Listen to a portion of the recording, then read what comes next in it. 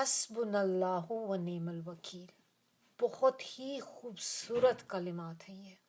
تو اس کو ہم تھوڑا سا اب دیکھیں گے کہ یہ ہے کیا چیز. نبی صلی اللہ علیہ وسلم اس کو بہت پڑھا کرتے تھے یہ بھی، اور یہ بیسٹ دعا ہے.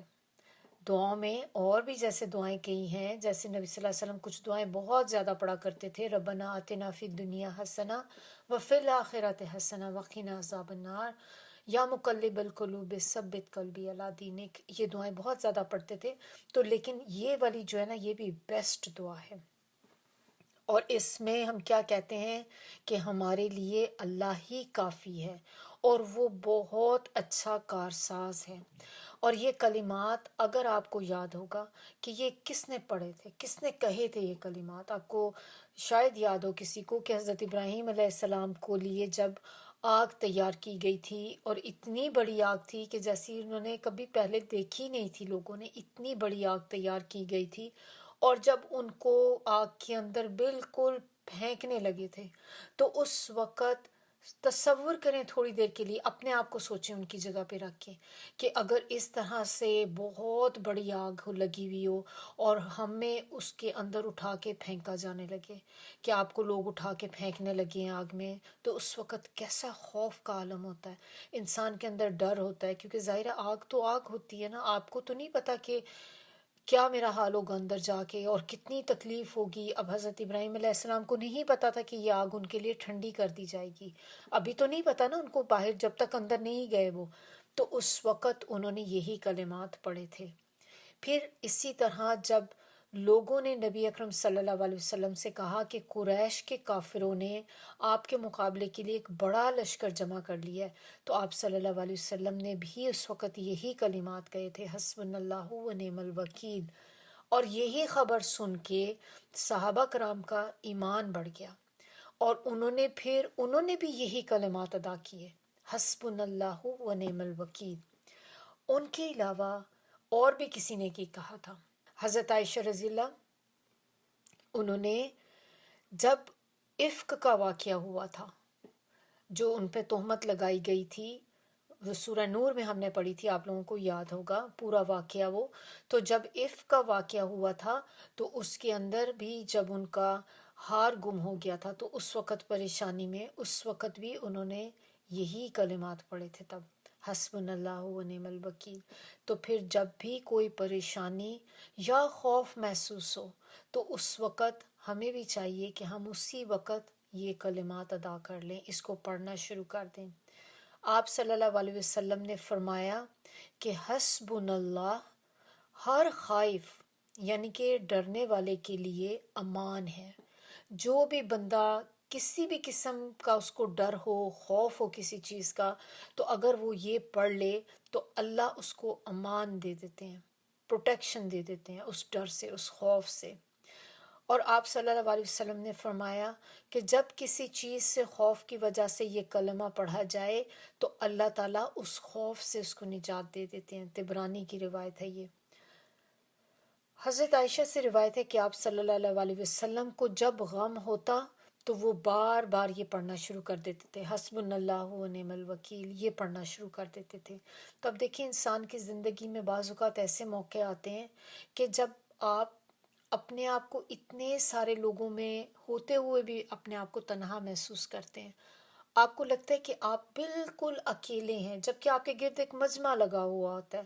اور ایسا بھی ہوتا ہے بعض اوقات آپ کو لگتا ہے کہ سب لوگ آپ کا ساتھ چھوڑ گئے، آپ کے ساتھ کوئی بھی نہیں، آپ بالکل اکیلے ہیں. تو اس وقت آپ یہ پڑھنا شروع کر دیں، کیونکہ اللہ سے بڑھ کے سہارا کس کا ہو سکتا ہے؟ کہ جس کے ساتھ اللہ ہو جائے، تو اللہ تعالیٰ جس کے ساتھ ہو جائے تو بیڑا ہی پار ہو گیا نا اس کا. ساری چیزوں کا جو آپ کہہ لیں کہ اگر کوئی کرنے والا ہے، کسی بھی پریشانی تکلیف سے آپ کو نجات دینے والا، تو اللہ کی ذات ہے. جتنے مرضی آپ لوگ اپنے ارد گرد جمع کر لیں، وہ سارے مل کے بھی آپ کو فائدہ نہیں پہنچا سکتے جب تک اللہ کا اذن نہ ہو. تو اتنا امپورٹنٹ ہے یہ چیز، اس کا پڑھنا. امام مالک جو تھے رحم اللہ، کہتے ہیں کہ ان کی رنگ تھی، ایک انگوٹھی پہ انہوں نے یہ لکھوایا ہوا تھا، حسبنا اللہ و نعم الوکیل. تو جب ان سے پوچھا گیا کہ یہ اتنے سارے کلمات میں سے آپ نے صرف اس کو کیوں چوز کیا ہے، کہ صرف یہ کیوں لکھا ہے؟ تو بڑی خوبصورت بات انہوں نے آگے سے کہی. انہوں نے کہا کہ اس کلمات کے بعد جو اگلی آیت ہے، یعنی کہ آیت نمبر 174، تو انہوں نے کہا کہ اس آیت میں اللہ تعالیٰ فرماتے ہیں کہ وہ پلٹے اللہ کے فضل اور نعمت کے ساتھ، اور کوئی نقصان ان کو نہ چھو سکا. انہوں نے اللہ کی رضا چاہی اور اللہ سب سے بڑے فضل والا ہے. یہ ایک معجزہ ہے. تو جو بھی اسے پڑھتا ہے اس کے لیے سارے دروازے کھلنے شروع ہو جاتے ہیں. تو دیکھیں آبزرویشن کیسا تھا ان لوگوں کا.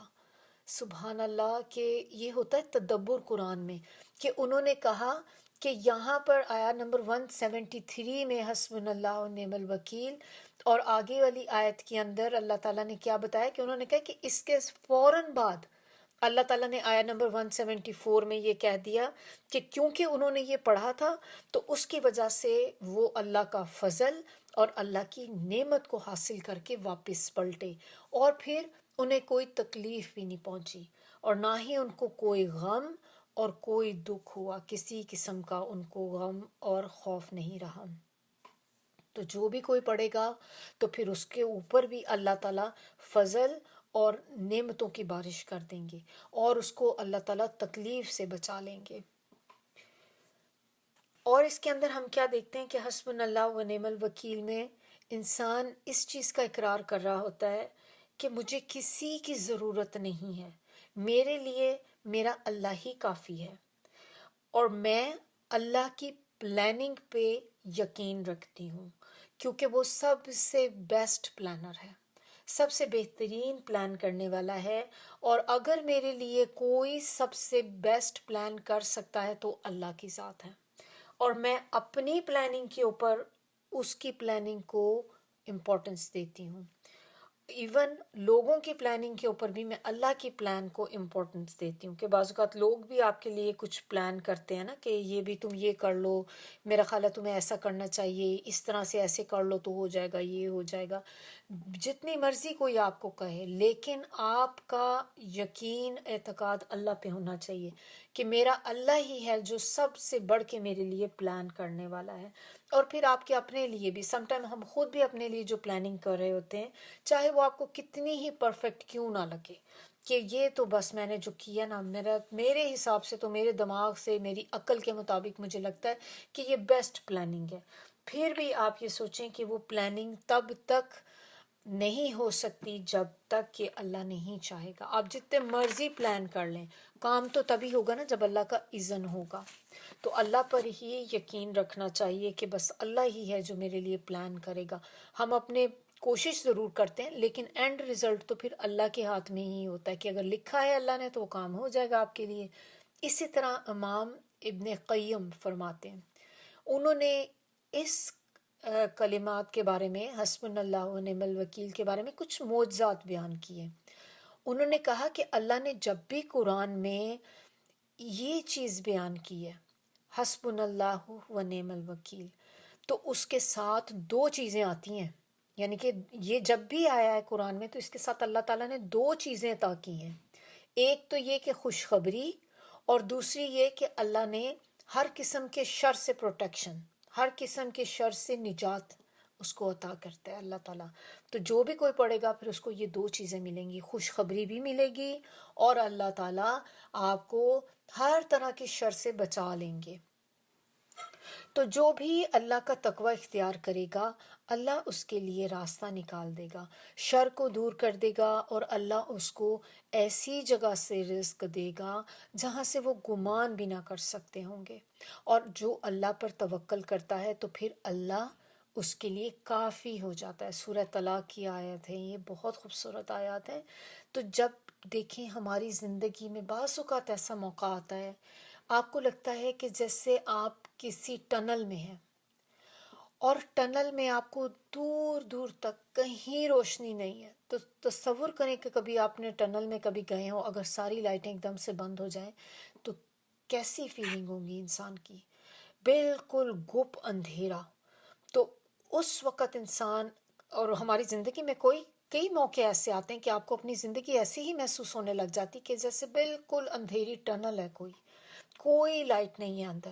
تو اس وقت انسان یہ سوچے کہ میرے لیے اللہ ہی کافی ہے. وہ اللہ جو سارے نور کا مالک ہے، ہر طرح کا نور اللہ کے پاس ہے، اور وہی ہے جو دنیا میں بھی نور عطا کرتا ہے، وہی ہے جو قیامت کے دن بھی نور عطا کرے گا. آپ اللہ کو یہ کلمات پڑھنا شروع کر دیں، اللہ کے اوپر آپ توکل کریں، تو دیکھیں اللہ تعالیٰ اس اندھیری ٹنل میں بھی آپ کے لیے کوئی نہ کوئی لائٹ نکال دیں گے.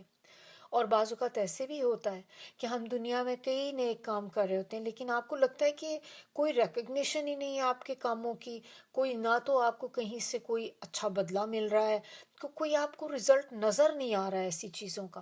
پھر اس وقت آپ کو کیا کرنا چاہیے ہم سب کو، کہ ہم اپنا ٹرسٹ اللہ پہ ڈال دیں، کہ وہ جو دنیا اور آخرت میں اجر دینے والا ہے، تو میں اپنا ٹرسٹ اس پہ کرتی ہوں کہ وہی ہے اجر دینے والا، تو وہ مجھے ضرور میری چیزوں کا اجر دے گا. اور بعض اوقات ایسا بھی ہوتا ہے کہ آپ کو لگتا ہے کہ آپ کی زندگی میں سب دروازے بند ہیں، کوئی راستہ نظر نہیں آتا، کوئی ایک راستہ آپ کو نظر نہیں آ رہا، جہاں پر آپ چل پڑیں، کہاں سے آپ نکلیں. ایسا لگتا ہے کہ کسی بند کمرے میں آپ ہیں، اور کوئی دروازہ وہاں پہ، کوئی کھڑکی موجود نہیں ہے وہاں پہ، اور ہر طرف اندھیرا اور اندھیرا ہے. تو جب بھی ایسا اپنے اندر محسوس کریں تو آپ پورے دل کے ساتھ، جو کہتے ہیں نا حاضر دل کے ساتھ، غافل دل کے ساتھ نہیں، اور پورے خشوع کے ساتھ یہ پڑھنا شروع کر دیں. ان کلمات کو پڑھتے جائیں، اور پھر آپ دیکھیں کہ اللہ کی رحمتیں اور اللہ کے معجزات کیسے ہوتے چلے جائیں گے. تو بہت سے لوگ اس کا کہتے ہیں کہ یہ انہوں نے پڑھا اور اللہ تعالیٰ ایسے ایسے معجزات ان کو عطا کرتے ہیں کہ انسان سوچ بھی نہیں سکتا. ایسی جگہوں سے اللہ تعالیٰ آپ کا راستہ نکالتے ہیں کہ جہاں سے انسان کبھی تصور بھی نہیں کر سکتا کہ اچھا یہاں سے بھی کبھی مجھے ہیلپ ہو سکتی تھی، اور وہاں سے انسان کو ہیلپ ہوتی ہے. تو انشاءاللہ یہیں تک ہمارا لیسن آج کا رکھتے ہیں. سبحانک اللہم و بحمدک، نشہد ان لا الہ الا انت، نستغفرک و نتوب الیک. سبحان ربک رب العزت عما یصفون وسلام علی المرسلین والحمد للہ رب العالمین. ربنا تقبل منا انک انت السمیع العلیم وتب علینا انک انت التواب الرحیم. السلام علیکم ورحمۃ اللہ وبرکاتہ.